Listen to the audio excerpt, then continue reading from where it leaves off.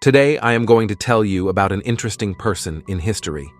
Even today, this is a person who is loved by almost everyone and is followed by many people thanks to his teachings, words, and life story.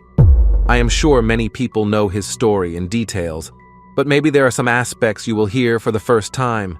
His teaching is still praised and followed by many even today. I have known some who are almost enemies and even hate to death those who defend him. He is an interesting personality, and I don't even think this description is enough. He is one of the most important personalities who left his mark on history. He is the leader of a doctrine that has attracted millions of followers, especially in the Arab world for a certain period, and still around the world. I am talking about a person whose rhetoric and revelations fascinated people even in his own time, and many competed to visit him. Born into a noble lineage, he lost both his parents at a young age and was orphaned. He was taken into the care of another nobleman, a regional ruler. Grateful for this adoption, he later declared this man's son as his own adopted son, and even made significant efforts to marry his own daughter to him. According to historical accounts, this took place.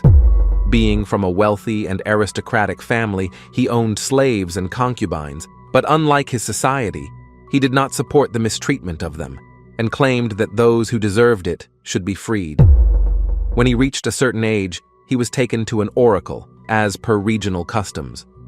The oracle advised that he should receive serious education and special protection due to the light seen in him, foretelling that he would enlighten future generations. Thus, his education began. He stayed with his teacher for 3 years in the training center, where he was taken and handed over at a young age. When his teacher, the great scholar, is killed for introducing new gods to the youth and leading them astray, his wisest student takes over in this house of wisdom, and now our hero becomes one of his new teacher's best student and starts his training at a very young age in the cave where his teacher teaches. And I will explain why I call it the cave in a moment. He was always eager to learn, believing ignorance to be society's greatest enemy, and that knowledge was the only way out of darkness. His goal was to declare his doctrine after mastering all the knowledge of his time, aiming to save his people from corruption and ensure prosperity, happiness, peace, and tranquility for everyone. According to him, this is only possible by being aware of something. Because being aware can only be possible with the ability to distinguish between what is good and what is bad. And this will only be possible with the end of ignorance. His new teacher's first command to him is to read, but don't take this read as reading a book. Even today, in many churches, the best readers, those who have skilled in oratory, read texts to the congregation. According to his teacher, he was one of the best readers in this community. In the early Christianity, because of the rarity of literacy, this role was esteemed in early Christianity and other doctrines. And in later years, this tradition was preserved. Even in most doctrines, reading is mitzvah, but listening is obligatory. That's why in almost all temples and schools, the one who is the best at reading is given this title, and the others listen to what is read and write it down on their hearts. In the light of all this information, the command to read given to him by his teacher does not mean to read and learn, but to read in front of a community, in English that is recite. In other words, we can perceive it as preaching. Many people even refused this order because they said, "I can't read." Because preaching and reading in front of a community is a different ability, and this is not something that everyone can do. It may require special training for many people. Of course, there were also great rivalries between the people who were specially trained during this training process. In fact, this rivalry between them stemmed from the ambition of who would become the head of the academy, where our hero even opposed the ideas of his teacher, whom everyone deified, and sometimes even confronted others who did not want to destroy the idols they had built in their minds. For this cause, he had to emigrate. The people he loved and cared for so much now look at him differently, as an ungodly person because of some of his actions. After his teacher's death, he was offered a position in another land by a ruler who admired his teacher. Respecting his ideas, the ruler patronized him for a more equitable administration and even arranged a marriage with his niece. Meanwhile, he travels a lot. The observations he made during these travels led him to meet more people and learn more about different cultures. Now he is on the road and separated from the land he has lived in all his life, and then he migrates to another city and establishes a close relationship with the founder of the city and begins to train him and mentor him. And this training will open the way to the great kingdom for the ruler of that city. While he was advising this king, he patronized many people individually, he did favors for some cities, and he wrote letters of advice to many other kings around on certain issues. His greatest wish was to return to his homeland and spread his teachings. Despite counter-propaganda, he established a new center of knowledge and wisdom with his companions. Our hero's view on women is controversial. According to him, women are incomplete beings by nature, and they are almost domesticated animals that need to be protection. After his first wife's death, who had an age difference with him, he married another woman. In fact, according to rumors, the reputation of this woman was not very good, and according to another rumor, he forbade his wife to marry someone else after his death.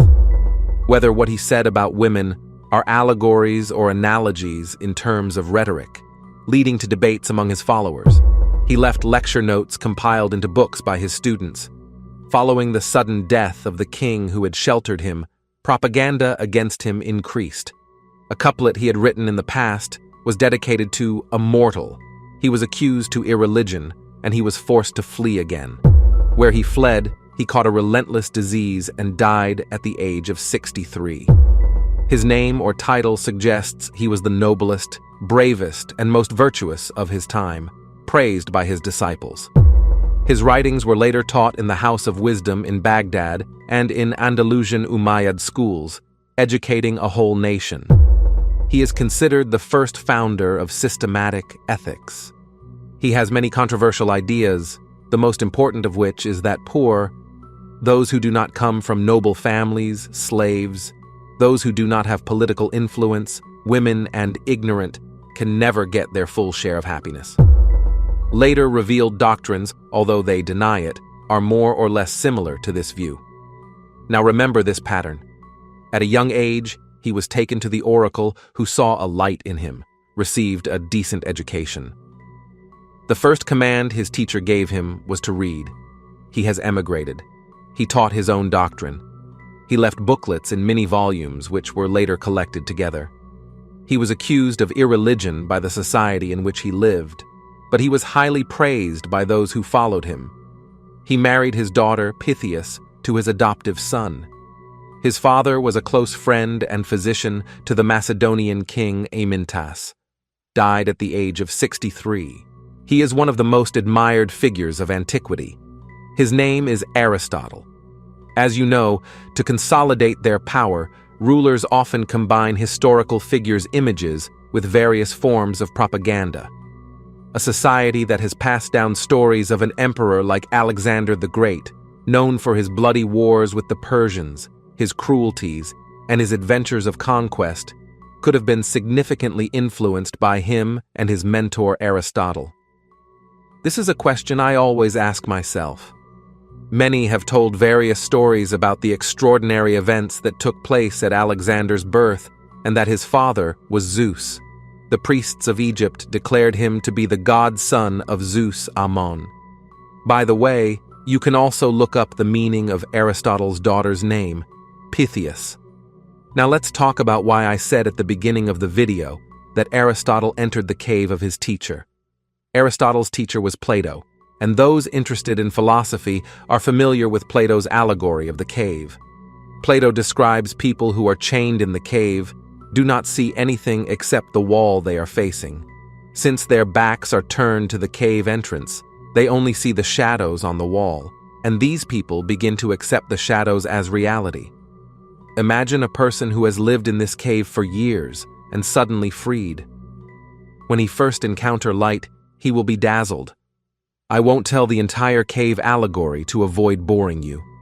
My only suggestion is that the entrance to this cave has been filled with brush by some people who want to obscure it.